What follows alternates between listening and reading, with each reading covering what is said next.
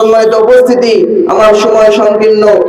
আমাদের মাহফিলের আজকের মধ্যমণি, আজকের মাহফিলের প্রধান আলোচক, আপনাদের সুপরিচিত আন্তর্জাতিক খ্যাতি সম্পন্ন মুফাসসিরে কুরআন আল্লামা মুফতি মাওলানা আমির হামজা কুষ্টিয়া হুজুর রাস্তার মধ্যে আছেন। আমাদের মাঝখানে কিছুক্ষণের মধ্যেই উপস্থিত হবেন ইনশাআল্লাহ।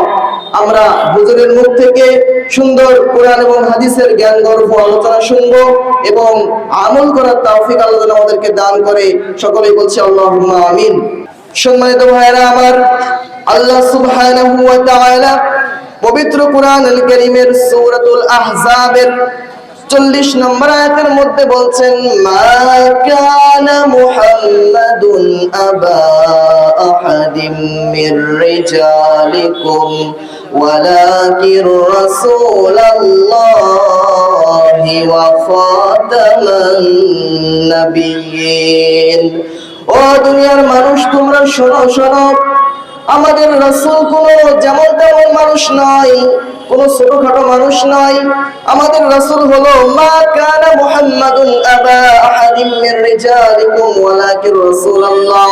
তিনি কোনো পুরুষের পিতা নন। মুহাম্মদ সাল্লাল্লাহু আলাইহি ওয়াসাল্লাম তিনি হলেন শেষ নবী। কথা বলেন ঠিক কি না? আমাদের রাসূলের পর কি কোনো নবী আর দুনিয়াতে আসবে? কোনো নবী আর দুনিয়াতে আসবে না। আমাদের রাসূল সাল্লাল্লাহু আলাইহি ওয়াসাল্লাম আমাদের শেষ নবী। মা কানা মুহাম্মদ আবা আহাদিম মির রিজালিকুম ওয়ালাকির রাসূলুল্লাহি ওয়া খাতামান নাবিয়্যিন। মুহাম্মদ কোন পুরুষের পিতা নয়, মুহাম্মদ যেমন তেমন কোন মানুষ নয়। আমাদেরকে এমন ভাবে প্রস্তুতি নিতে হবে যেন আমরাও আল্লাহর রাসূলকে মহব্বত করতে পারি।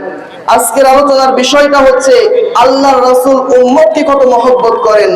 আমরা উম্মতকে মহব্বত করে কতটা, এটা শোনার আগে আমরা নিজেরা প্রস্তুতি নেব যেন আমরা আল্লাহর রাসূলকে মহব্বত করতে পারি। পারা যাবে না ইনশাআল্লাহ? সকলে চিৎকার মেরে বলে ইনশাআল্লাহ। সম্মানিত ভাইয়েরা আমার, আল্লাহ রাব্বুল আলামিন আমাদের রাসূল সাল্লাল্লাহু আলাইহি ওয়াসাল্লামের বিভিন্ন রকমের পরিচয় কোরআনুল কারীমের মধ্যে তুলে ধরেছেন।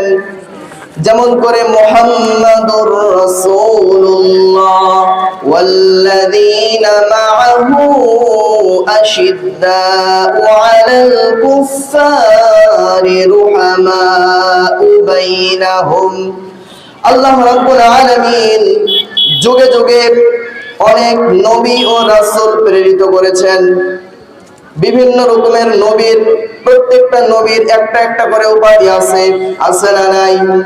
আমাদের নবীর একটা উপাধি হলো হাবিবুল্লাহ। আরেকজন নবী আছে ইব্রাহিম, তার উপাধি হচ্ছে খলিলুল্লাহ। এইরকম করে প্রত্যেকটা নবীর একটা না একটা উপাধি রয়েছে। কোন নবীর উপাধি দেখবেন সাফিউল্লাহ। প্রত্যেকটা নবীর একটা না একটা উপাধি আল্লাহ সুবহানাহু ওয়া তাআলা দিয়ে নবীকে প্রেরিত করেছেন।